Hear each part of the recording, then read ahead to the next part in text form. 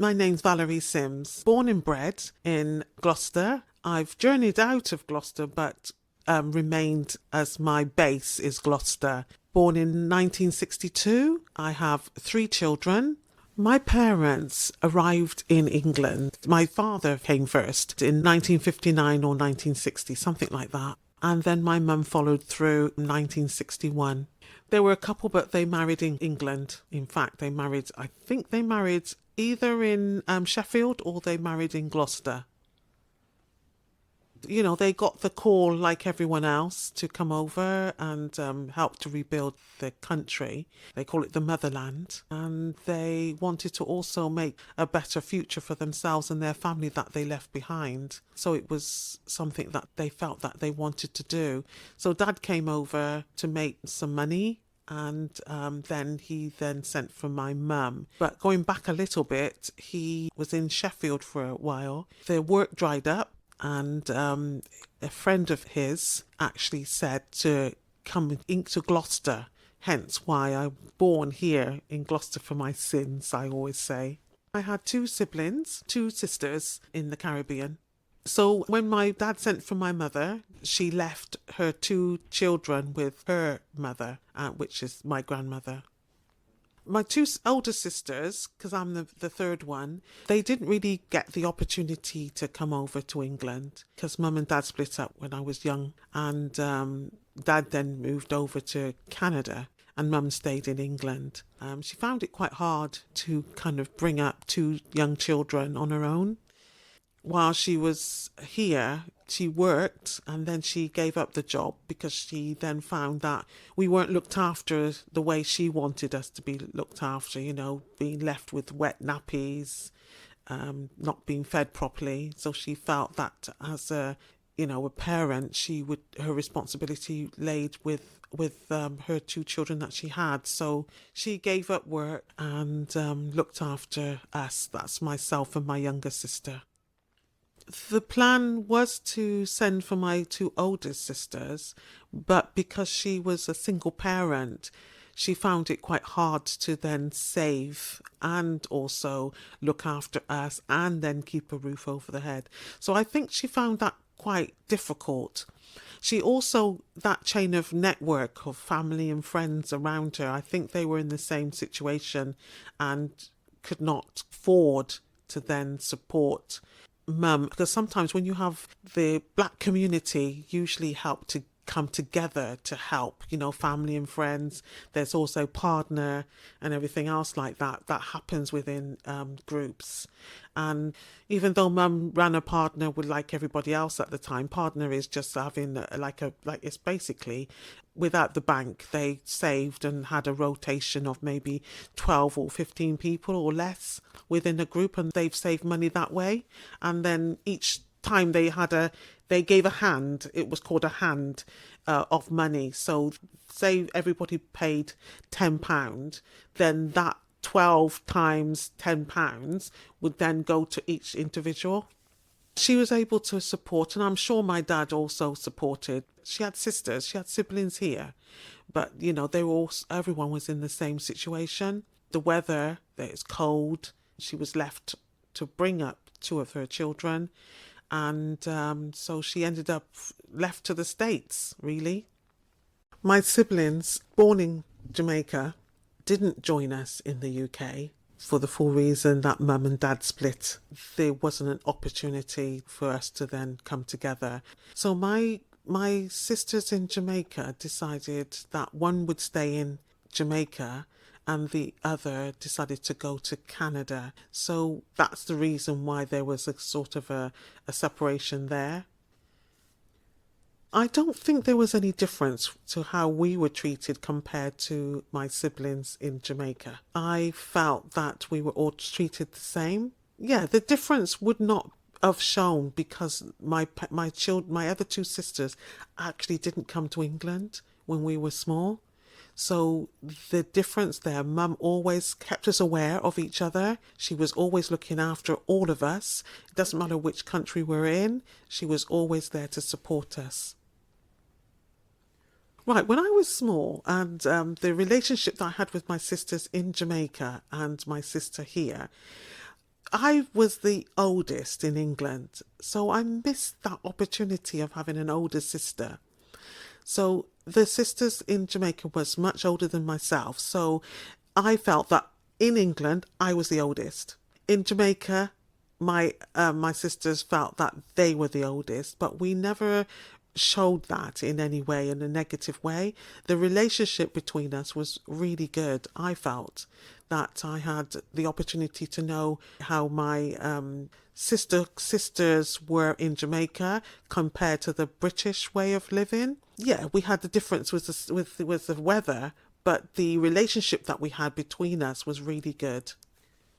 Unfortunately, when I was little, about maybe 14 or more, I didn't really have the opportunity of having that sister-sister relationship with my siblings in Jamaica. It was really later on, when I was in my 30s, that I had that relationship by going over there and seeing Jamaica for the first time. So that relationship then grew.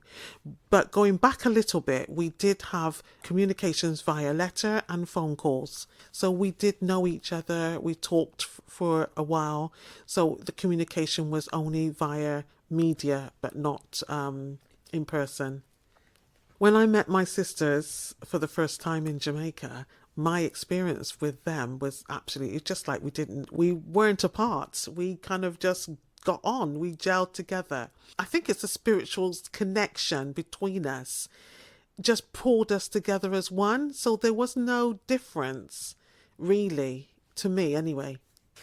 How my sisters really treated me when we first met in Jamaica was absolutely amazing. They treated me like royalty. They were longing to see me. They just couldn't believe that I was coming to see them. And we got on so well. You know, they wanted to wash my underwear, my feet. You know, it was just amazing in the sense that they were so loving and wanting to care as a sister. It was like we hadn't left had that massive gap between us. It was just like we'd known each other forever. I felt that we did have a lot in common, even though we didn't live together, because Mum had those family values, and the same family values were attached to Jamaica. What I mean by that is that we had family values in the home, the discipline in the home, and the same thing happened with my sisters because they lived with my grandmother. I think the difference between the two was that they had the opportunity of having a hold wise head, which is their grandmother, and I had my mum as my wisdom, or the person that I would look on as having that wisdom and that direction for us. But having the two comparison, there was a thin line to that. Now that we're much older, the relationship between my sisters in the Caribbean and my sister here, it's not much difference because we have kept in touch and we've kept that kind of bond. The initial bond that we had just grew stronger, and we've kept in touch ever since. Now that technology is here, we can be even much closer now than we were then.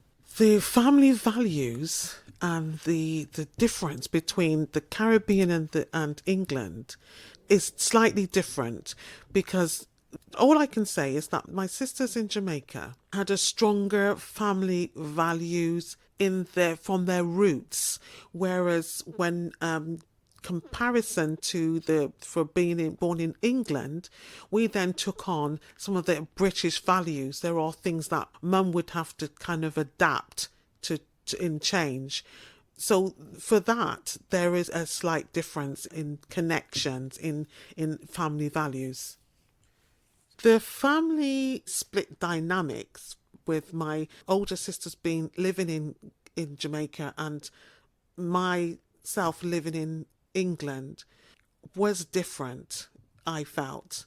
I was a little bit jealous actually, because I liked the strong discipline that I noticed within my sisters. The sisterhood in Jamaica was much stronger, I felt, compared to in England. And I feel that's the reason for that is because of the rules were slightly different. The family network was much stronger in Jamaica compared to England, because most of the family members are in the Caribbean more so than in England.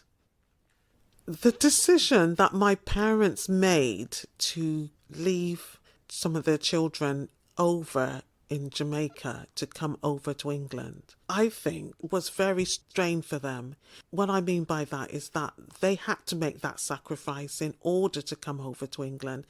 And the reason why I said that is because when I had children, and I then made that decision to make that journey to go over to Jamaica to meet my rest of the family. I left my children for a number of weeks, and I felt so lost without them that I don't know if I would be able to do what my parents did by leaving my sisters for that length of time, for the number of years that they did. It must have been so hard for them, and I don't think I would be able to make that sacrifice that they made.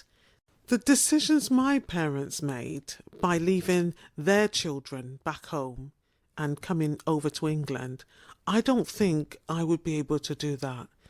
The length of time I took to leave my children to go over to Jamaica, I miss them greatly. So I can just imagine them feeling the same way, but the impact of that caused a lot of problems, and I think that's what brought the relationship to an end. Had them not being able to cope because they didn't have that family network to then be able to lean on over in this country. Whereas when they're in Jamaica, you can imagine that they're young people themselves. So being in Jamaica, they have their parents, they have friends, they have other families network there that they can then rely on, but they were left mainly on their own when they came over here. So having that network was most important for me. Having the network with my mother was so helpful, so I can just imagine how much that would impact on their relationship. So I just can't imagine being without my children for that length of time and not feeling the impact on that, having the impact for their health and well-being within this country.